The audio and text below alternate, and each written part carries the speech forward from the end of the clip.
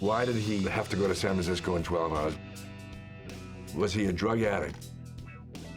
Why did he die? To this day, there are still questions. People still ask questions about the film.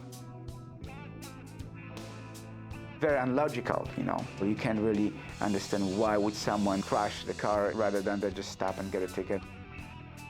There are subtleties that happened in that film that were a little bit ahead of its time. There's something just ethereal about that film, and it's almost difficult to articulate.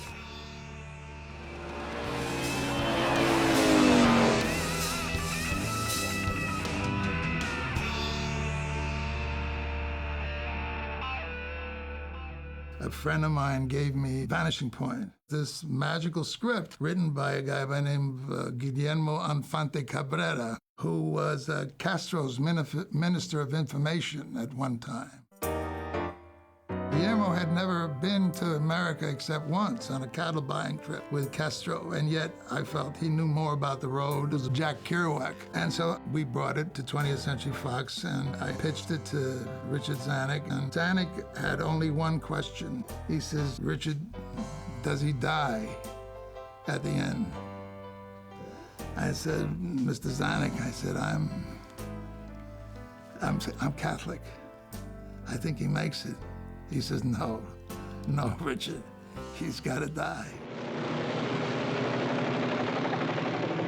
The most immediate thing was looking at this white muscle car traveling through all these desert scenes and car chases, but I was never someone that was really into car chase films, so there was some other component to it, which I suppose had to be the character. He was that delivery car driver who was going to do his thing. It was the last thing he could do. He was going to deliver that car. And the world was after him.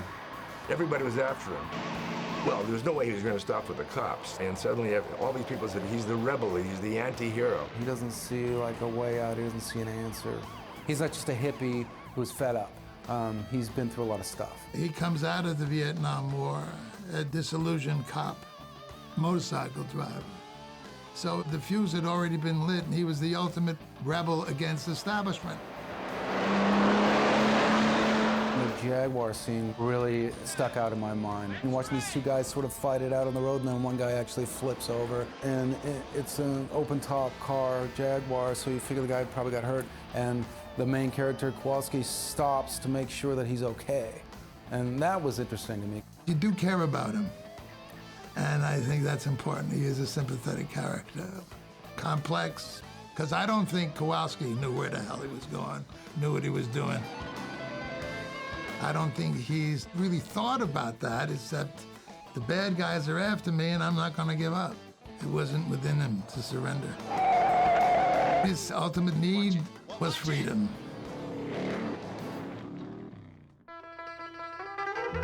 I grew up in Poland, which during my upbringing was still under the communist regime. And we were very much restricted from traveling. We were very much restricted from exposure to different ideologies and different cultures. However, the American cinema of 70s, which was the cinema of social unrest, particularly was popular among the Polish officials and Polish censorship, because in their opinion, that was the cinema that would criticize the bourgeois, the capitalistic life of America. So we would get movies such as Vanishing Point. For younger generation, of course, this was automatically the cinema of free men that was embraced by most of the Eastern Europeans. This is the ideology of wanting to change, even to the point that I'd rather be free and die trying than surrender to the authorities. And automatically, that was the cinema that shaped my desire to come to America, and that is the cinema that I've learned about America through.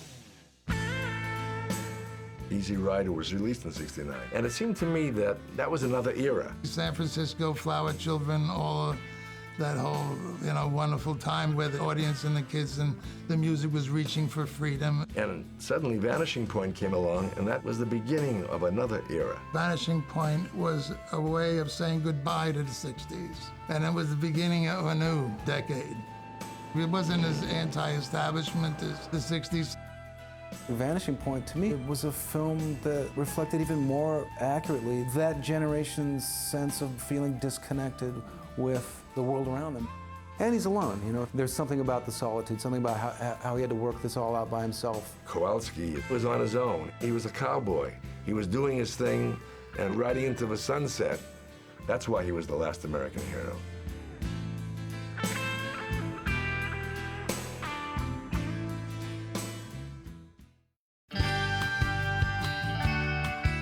We went from Denver to Aspen, Colorado Springs, all the way through Utah, and we would film all day, and then we'd keep going. I had never really been through the West before, and here we are, you know, seeing those mountains and going in these roads that went on and went on forever. There was a great freedom about it. Of course, the photography reflected the openness of the landscape, the freedom of being in a car and driving. And that was done very much through visuals, you know, the open road. You could drive for miles and not see the other side. You could drive towards the horizon, and there was always this hope. Maybe there's something new, better on the other side. John Alonzo, the cinematographer, was really one of the truly responsible guys for bringing that film to fruition. I would say without Alonzo, I would have been only a half a pair of scissors, because he was able to see the road and the various lighting conditions through my eyes, through my prism. He understood the story and was able to get faces of people, the crowd, standing, staring, looking, you know, which all became part of the mural of events. It's occasionally very bleak, but occasionally was also very, very entertaining. The whole idea of having a blind disc jockey who's on your side, who's playing amazing music, and who becomes your soulmate, that was the quintessential America. Super Soul needs no introduction as our #1 disc jockey. Blind leading the blind. Cleavon Little, his character was Super Soul. In the script, he was Super Spick, sort of in Hispanic. And he was really a takeoff off the Big Bopper.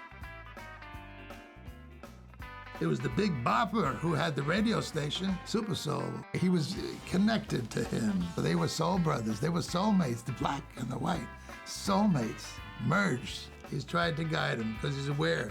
And he says the blue meanies are on you, you know, chasing and ready to rape. The last beautiful free soul on this planet. I particularly identify with Kowalski. I was one of the rebels, so I wanted to come to America. I wanted to get in the car. I wanted to do drugs. I wanted to ride naked with a woman on the back of a motorcycle.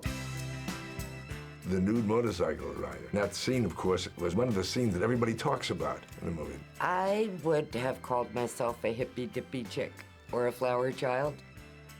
At the time in 1970, my boyfriend was Paul Koslow, and he had already got the part. So I tagged along with Paul over to Michael McLean's office, who was the casting director. Then I met Richard Sarafian. They went, "Oh no, we think you should be the nude rider." When I would go to Topanga Beach in the hippie days, some of my friends would be naked. I always had my bathing suit on. That's me, okay? Rather shy. But you sort of get swept up in things, you know, because there's something really exciting about you got a part. We choose you. So I said yes, and then I went away and worried a lot. When I decided that I would do it, I went nude sunbathing over and over and over. So there's a little triangle where a girl's bikini usually is, and it was the first time that skin had ever been exposed to the sun, ever. So by the time I get to Green River, that little triangle of skin was all blistered. I'm sitting on the motorcycle, and Richard Sarafian came over, and I said, "Richard, can you see these blisters?" He said, "Oh." He was glad that I told him what it was, because oh, we pick her. She's a nice, pretty, sort of surfer-looking chick with long blonde hair, and then she takes off her clothes and she's deformed. This was sort of the feeling. He went, "Oh, I'm so relieved that you told me what it was." I was most concerned that I never fall off the motorcycle, because seriously, it was cactus everywhere. I don't think I was very proud of my motorcycle riding. I was very nervous. I did the best I could for a girl with no clothes on. Afterwards, we shot The Shack. Barry Newman told me that it was very hard doing that part with my naked self standing in front of him. And we did take after take after take. When she's behind the car and he's on the other side of the car and they're talking together. It was shot with great taste. You gonna stay with us? No, I don't think so. Is there something I can do for you? It was very, very natural. And when you saw in the distance this beautiful young thing, nude, there was a sense of freedom in that scene. John Alonzo knew how to work fast. And it was always on the run. And it was just hurry, hurry, hurry, hurry. We probably have 18 to 20 days to make a movie. You know, you're trying to grab shots, and as you're grabbing the shots, you're zooming in, zooming out, and that becomes something that's really interesting as well. One sequence in particular was all camera mistakes. We're in a camera car photographing Kowalski with a long focal lens so we can get a close-up of him. So in trying to get that profile shot of Kowalski, the camera was dancing around the car. It would dance, it would come out of white, and find him, focus, find focus, go back to white again. And so all of these were camera mistakes, and out of that, we get a sort of a piece of virtuoso filmmaking, but by accident. This one sequence of high speed with the music and fast cutting, you know, helped create the illusion of that car doing all these tricks. It's more and more exhilarating. You got that visceral sense of speed and immediacy, and it feels real, you know. So that out of necessity, they invented different language that very rapidly in the 70s was changing the way American movies were made. In a sense, it's sort of classic 70s filmmaking and how the film looked to me, and a lot of that has to do with how it's shot.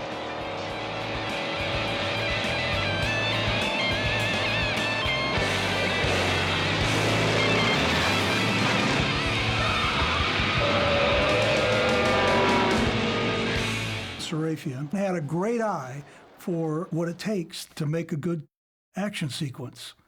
And of course, you also need good stuntmen, and that's why I picked Kerry Lofton to come in and double Kowalski. Not only was he a race driver, but he was probably one of the top stuntmen in the business. He was fantastic. He did all the heavy stunt driving. Kerry Lofton was like Gary Cooper. You'd say to Kerry, can you take this car, roll it over 3 times, come up 8 feet in front of camera, and he'd say either, yep, or nope. And then they said, let's do it. Kerry would roll over a car and then come up 8 feet in front of camera, and they said, perfect, we got the shot, Kerry. I said, okay. That's the way he was. He was a man of action, not a man of words. When Kowalski is in the desert and there's a nice little mound there, I said, oh, wow, Kerry, look at this. Maybe we could do a shot where you come up here and hit this ramp and jump it. He said, oh, yeah, let's do it. Kerry choreographed everything down to the minutest detail. There's no room for failure.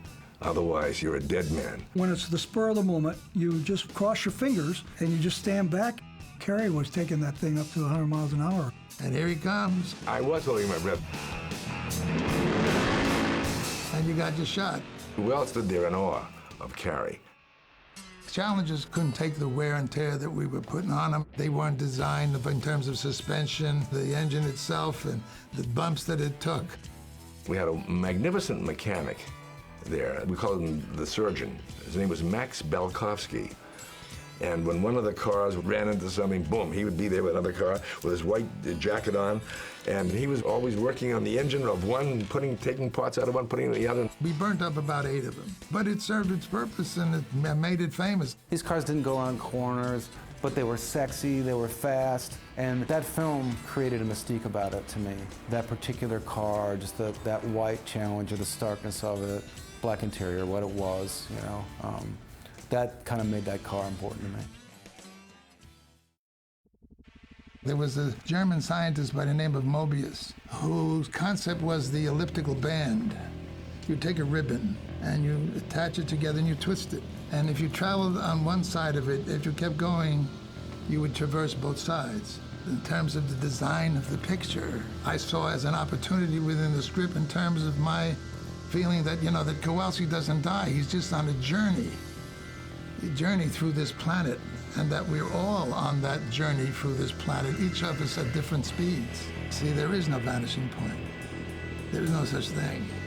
It's a very subjective thing. It's like Mobius's elliptical band, you know, we're just traveling that road on both sides of it. And so incorporated in the script are these curved lines, and I use the intersecting lines in a high-angle shot. And there were enough of these moments that I think that where I'm signaling my intent, you know, that there is no end.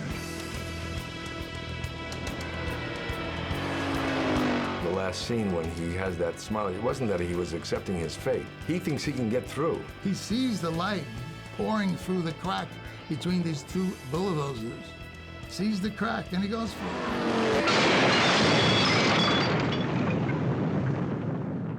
The car was supposed to go up in the air, and fortunately, by accident, it didn't. It welded itself to the front blades. It just stuck up in the air like a tower. Sarafian loved that because the car was, at its end, it was almost like a crucifixion. I sat in a screening at Fox in New York and watched the film.